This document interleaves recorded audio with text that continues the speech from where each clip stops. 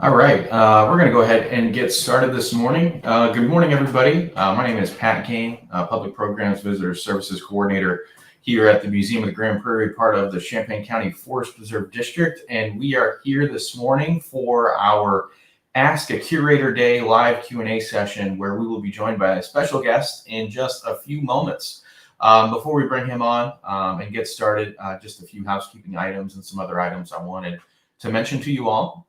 First, let us know where you're watching from, whether you're watching this recorded or live with us right now. We always love to see where folks are tuning in from. So share your location with us if you're comfortable down in the comments section. Also, today's program is a short Q&A session with our museum curator. So we can't have a Q&A without those cues, those questions. So please send in your questions, your comments, so we can make this an engaging program for all of us tuning in this morning. So send us your questions by just writing those down in the comments section below. Dawn is tuning in from Minnesota. Thank you so much for tuning in, Dawn, and for sharing that with us. Thanks for joining us this morning. Again, feel free to share your location with us if you're comfortable down in the comments section. The Museum of the Grand Prairie, if you've never heard of us before, opened originally as the Early American Museum in 1968, where our current mission is to collect, preserve, and interpret the cultural and natural history of Champaign County and East Central Illinois for all people that visit us, for all people in our audience as well. We're part of the Champaign County Forest Preserve District, which is a collection of 7 forest preserves here in Champaign County in East Central Illinois. We also have some educational facilities, including our museum and the Homer Lake Interpretive Center at Homer Lake Forest Preserve. We have a golf course, the Kickapoo Rail Trail, a multi-purpose trail that will eventually extend from Urbana to Kickapoo State Park near Danville, and so much more happening throughout the Forest Preserve District. Visit us soon, whether it's the museum, the Homer Lake Interpretive Center, or one of our 7 beautiful forest preserves in Champaign County. You can check out our website or Facebook page for more information on visiting us prior to your visit.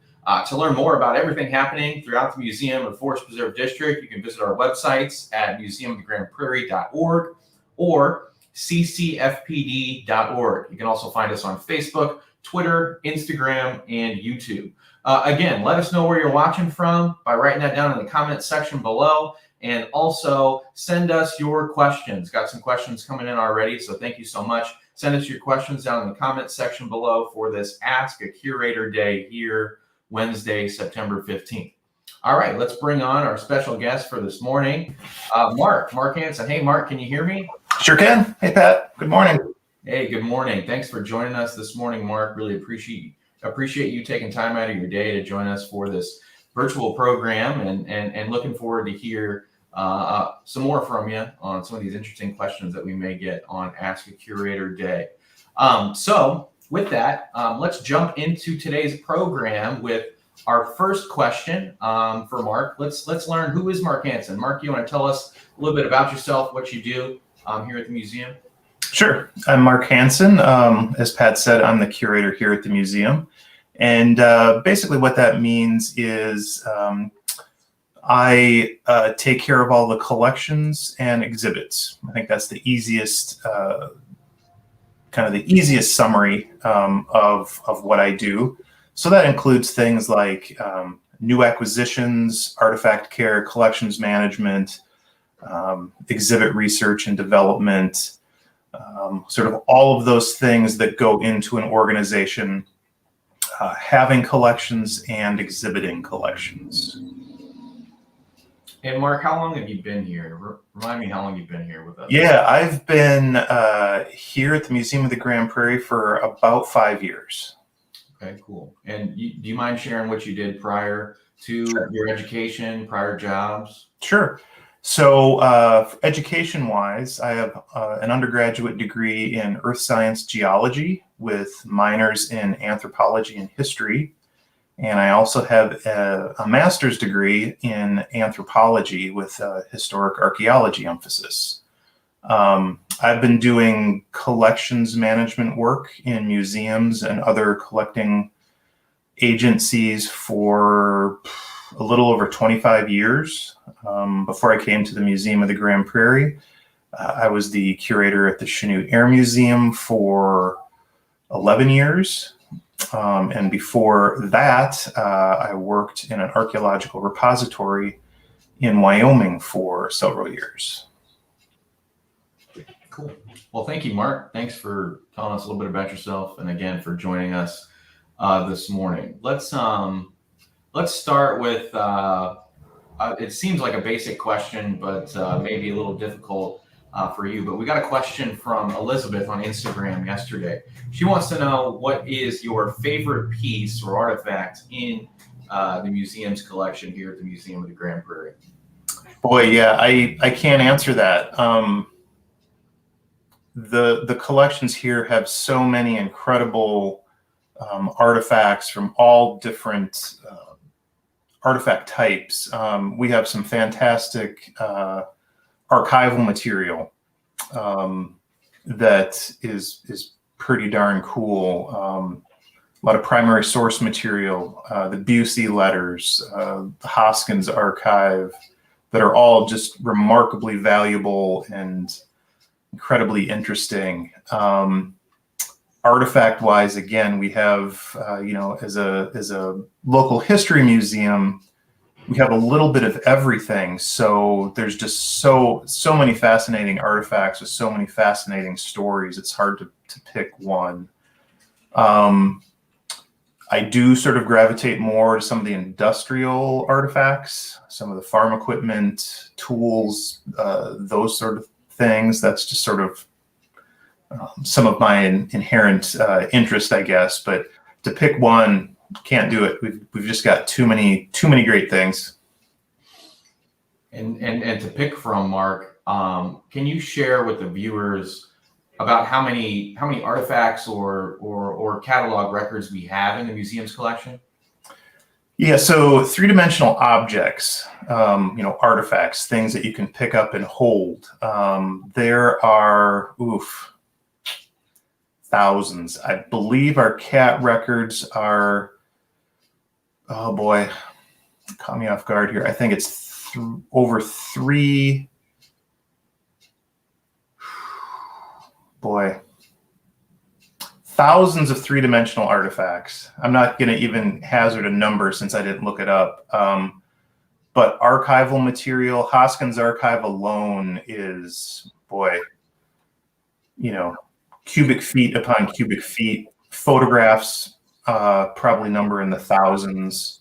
For a small museum, the collection is quite large and diverse. So we're talking, all told, if you put in all the archival material, we're talking about tens of thousands of artifacts, photos, pieces of archival material. So a good sized collection. Sorry to put you on the spot there, Mark. All right. Well, another question from a viewer tuning in. Dawn asks, how do you keep track of the artifacts in the collection and decide what to include in a particular exhibit? Mm-hmm. So tracking our artifacts is at the core of what a museum needs to do if they're going to have artifacts. We have to have intellectual control. We need to know what we have, and we need to know where it is. If we don't, that's a huge problem. So the primary mechanism we use to do that, the primary tracking tool, is a piece of software called Past Perfect, which is a general practitioner, sort of generalist product for museums to track their data. And so it'll do a bunch of different things, including membership and some other things, but we primarily use it for tracking collections. So it allows us to record who donates what, when they donated it, and then it allows us to track every individual object or collection in our museum, down to the level of everything is photographed, we have detailed measurements, we take detailed condition reports, so we can keep track of basically the health of an object. How's it doing? If we look back at it in a year from now, we can look at those reports and say, oh my gosh, it's deteriorated a little bit more. We need to understand what's going on. In conjunction with that, we also do periodic inventory. We're currently in the midst of an item-by-item inventory. So every single piece of collections material we have is currently being inventoried. And that's a multi-year process. But there again, it helps us make sure that we know exactly what we have and where it is. Moving into the exhibit question, what artifacts go in an exhibit is entirely predicated on what story we're trying to tell in that exhibit. Whether it's women's suffrage or what was going on in Champaign County in 1968.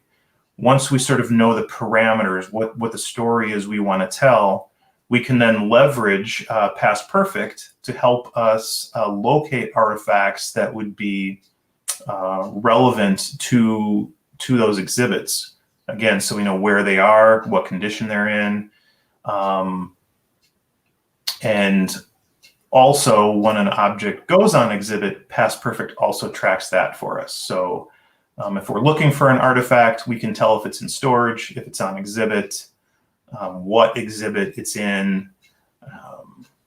So yeah, I think that's it in a nutshell. Yeah, appreciate that, Mark. Appreciate that question as well, Don. And follow up to that, Mark. I would say that the collections department here at the museum does an excellent job of tracking artifacts in the collection. And Mark, how many people do you have working on in the collections department? Could you share that with the folks? Sure. We have, in addition to myself, there's one other staff person, our registrar, Jen Grove.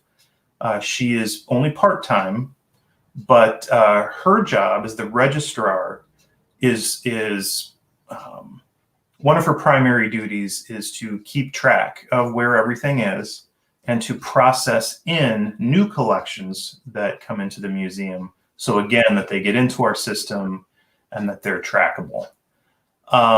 We also have currently, 5 volunteers working in collections, doing various things from cataloging artifacts to processing in archival materials. We have some volunteers who are transcribing some letters.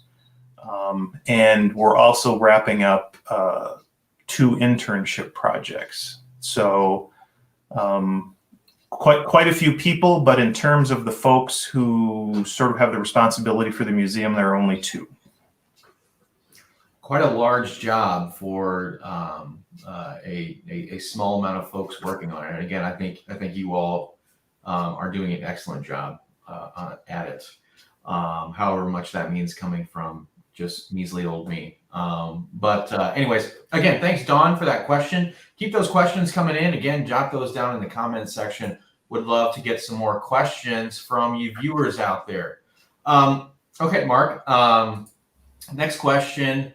What is the largest object in the museum's collection? I guess, what do we mean when we say large? Maybe in terms of, actual size, but also, of course, archival material can be quite expansive as well, too. So what's the largest object you think we have in the museum? Sure. I would say just physical take-up space large would probably be some of the larger pieces of farm equipment that we have. Corn cultivator and seed drill comes to mind.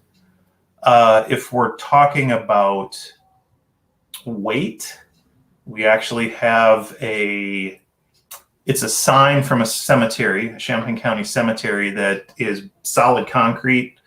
That probably weighs 200 pounds, 300 pounds. Largest in terms of sort of quantity or sort of number of artifacts within a group, I would have to say is probably the Hoskins archive. We don't catalog archives, by individual sheet per se, but that's a very, very large collection in terms of volume, of how much space it takes up in our collection storage area, and then how many actual pieces of documentary material are in it. I had a question. I know we have a treadle hammer in the blacksmith exhibit. How much do you think that weighs? You got an estimation on how much that weighs? Well, yeah, I looked that up and I had forgotten about that. That might be the heaviest artifact we have. It has a relatively small footprint, but I want to say that that hammer weighs in the neighborhood of 1,200 pounds, something like that. Yeah. So that's definitely probably the heaviest. I'd forgotten about that. Yeah, for sure. So got some heavy stuff, some big stuff, and some archival material that has quite a bit of space as well. Yep. Sure. Barb tuning in says buggy also. Yeah, the buggy is one of the larger pieces of sort of what I would call farm equipment, industrial material. Though I think the seed drill has it beat. Okay. Well, thanks, Mark, for that. Quite a bit. We've got quite a large collection, as we mentioned in other questions, as well as some large pieces within those. So quite an expansive collection here at the Museum of the Grand Prairie. Let's see. What about this question? If you could add any artifact to the museum's collection, what would it be? We just talked about how large the collection is and the diversity and expansiveness of it. But what would you add to it that is not already in the museum's collection? Wow, that's another tricky question. We're always interested in primary source material. So whether that's photographs, we're not an archive, so we have a really great archive in the Champaign County Historical Archive, but we're always interested in sort of primary source material or artifacts that really have great history. And one of the things that we don't have a lot of, or local history that's not well represented in our collection, is that of the African American community. With the Hoskins Archive, we've made great strides toward that with some archival material, but when it comes to three-dimensional artifacts, we don't have a lot of three-dimensional artifacts that help preserve the African-American experience in Champaign County, and a lot of other ethnic groups too. We were always looking to diversify the collection to more accurately represent the people who have lived in our county and who continue to live in our county and being a very important part of sort of the character of the place that we live. Personally, my own personal interests, I would love an airplane. Our boss is probably falling off of her chair, but an airplane would be really cool. However, we don't have the space for one, so I'm not going to hold my breath. An airplane would be cool. I think Mark, you'll have to just live with. I think we've got a few models in the museum's collection. Yeah, we do. Mm-hmm. Can help you imagine. But yeah, an airplane would be cool, but not quite sure it's gonna happen. But yeah, and on a related note, if you could add an artifact to the museum's collection, could you talk just a second about how a museum or how an artifact or a collection gets added to the museum's collection, maybe from first contact all the way to officially being a part of it? Well, there's basically two avenues for how that works. So if let's say we're working on an exhibit and we're looking for a specific object that is really important to telling that story. In our research, we always are making connections with folks out in the community. We may sort of look for that object and sort of more actively try to find one to acquire. but usually our collecting is quite passive. We're not going out shaking the trees to try and find whatever we can find to add to the collection. We're very targeted with what we collect and very mindful of what we collect, because collections take up a lot of financial and human resources. So we need to be very mindful of that. So outside of the exhibit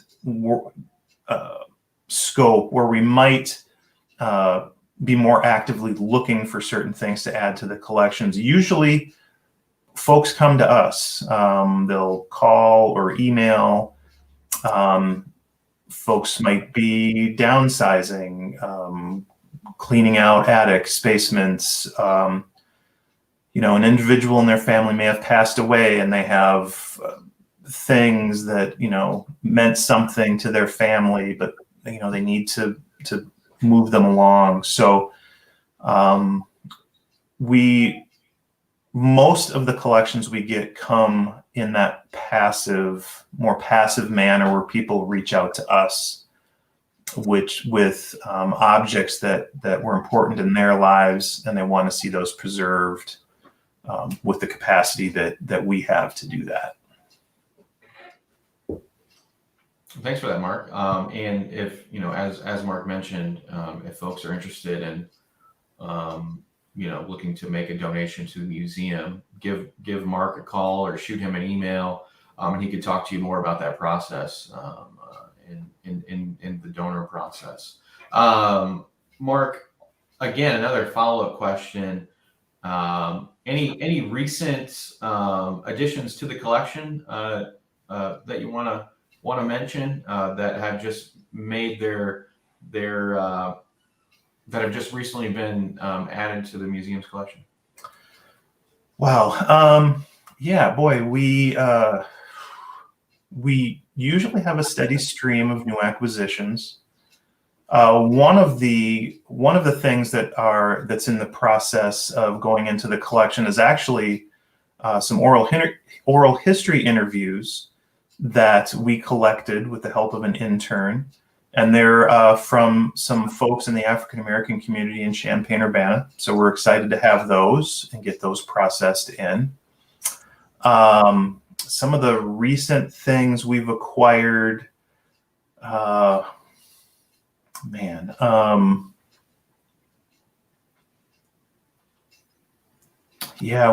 we've gotten over the last few years, we've gotten a fairly large Girl Scout collection that is currently being cataloged. Trying to think of some of the high points. A very nice archaeological collection has come in over the last few years. Boy, I'm drawing a blank here. It really spans the gamut. We've received some material from the Busey family surrounding the Busey wedding dress that we have in our collection. We've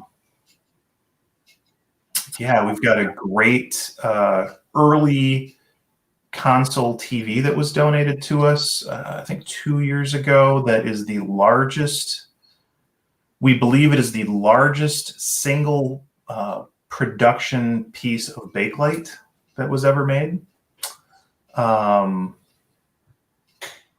great collection from a local farm family just north of Mahomet, which includes some clothing and some objects that were used on the farm. A Navy uniform from a gentleman who happens to be on the Forest Preserve District's Friend Foundation. Wow. Yeah, so as you can tell, quite a variety of things, but also we're very conscious about what we take. So we don't take everything. These artifacts that we've taken fill gaps in our collection, or the stories that they represent are significant to our area, or are representative of what countless other folks we're dealing with in our area. Quite a bit of new stuff coming in that, as you mentioned, kind of runs the gamut there. Yep, for sure. Lots of interesting things.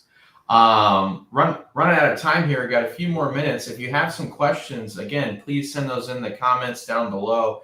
If you'd like to have them answered live, send those in as soon as possible. Mark, one of our final few questions here, if we don't get some more from the viewers. Every day is different around the Museum of the Grand Prairie.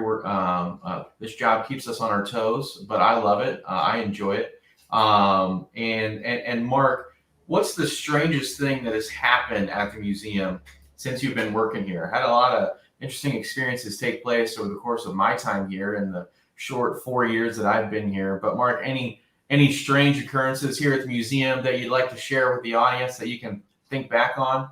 Wow, strange.